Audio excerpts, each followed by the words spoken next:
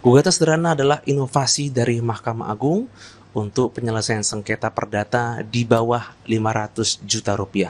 Dan untuk mengetahui terkait dengan apa saja kendala yang sudah terjadi atau pernah yang ada di penyelesaian ini, saat ini di sebelah kanan saya sudah ada Hakim Justisi pada Biro Humas dan Hukum Mahkamah Agung, yaitu dengan Pak Fikri Habibie. Selamat siang Pak, apa kabar? Ya, selamat siang. Kabar baik, alhamdulillah. Mungkin boleh jelaskan Pak terkait dengan kendala di gugatan sederhana ini apa saja Pak yang pernah terjadi? Baik. Berkaitan dengan kendala dalam gugatan sederhana, memang ada kalanya gugatan sederhana itu dari segi eksepsi memang beralasan. Tapi karena tidak memungkinkan untuk diajukan eksepsi, akhirnya si pihak lawan tidak bisa mengajukan eksepsi. Itu mungkin sesuatu yang perlu bisa menjadi bahan perbaikan nanti ke depan. Dan ada satu lagi adalah ketika perkara sudah putus, sudah berkekuatan hukum tetap, nah pengaturan tentang eksekusinya ini bagaimana gitu ya. Nah ini mungkin belum detail dari Perma 4 2019 gitu, itu belum mengatur detail berkaitan dengan eksekusi. Yang ada baru tentang unmoneying gitu ya, tentang unmoneying dalam proses eksekusi. Tapi detail eksekusi bagaimana dan seterusnya itu tahapannya seperti apa itu yang belum diatur detail dalam Perma itu.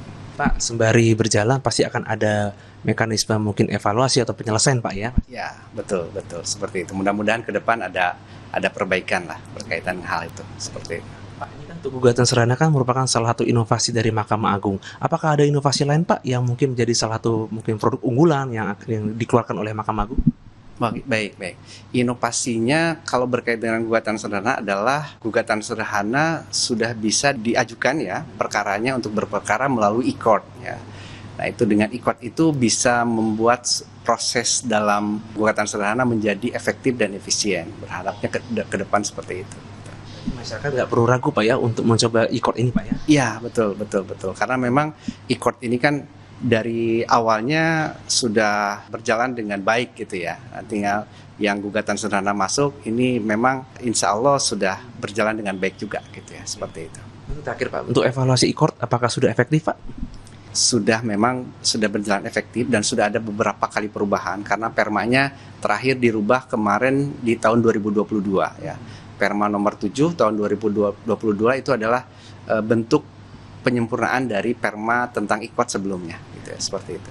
Luar biasa Pak ya, Mahkamah Agung ya terus melahirkan inovasi agar masyarakat tidak perlu ragu. Ya betul, terima kasih. Mudah-mudahan semakin baik lagi nanti ke depan Mahkamah Agung. Siap. Demikian wawancara saya dengan Pak Fikri Habibie selaku Hakim Justisi pada Biro Humas dan Hukum Mahkamah Agung. Tadi sudah dijabarkan inovasi yang sudah dikeluarkan Mahkamah Agung, tidak hanya gugatan sederhana tapi juga ada e-court.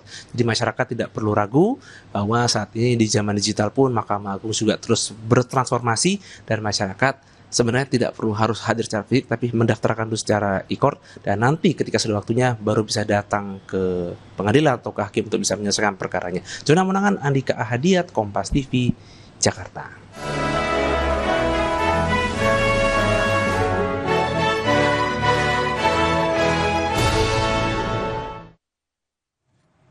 Saudara, usut kasus korupsi proyek jalan di Mandailing Natal oleh Kepala Dinas PUPR Sumatera Utara, KPK menggeledah sejumlah tempat. Atas kelakuan anak buahnya, Gubernur Bobi Nasution siap dipanggil KPK. Bagaimana mengusut aliran uang korupsi yang terjadi di lingkup pemerintah daerah? Kami akan ulas dalam dialog di Sapa Indonesia Pagi bersama Mario Sarong.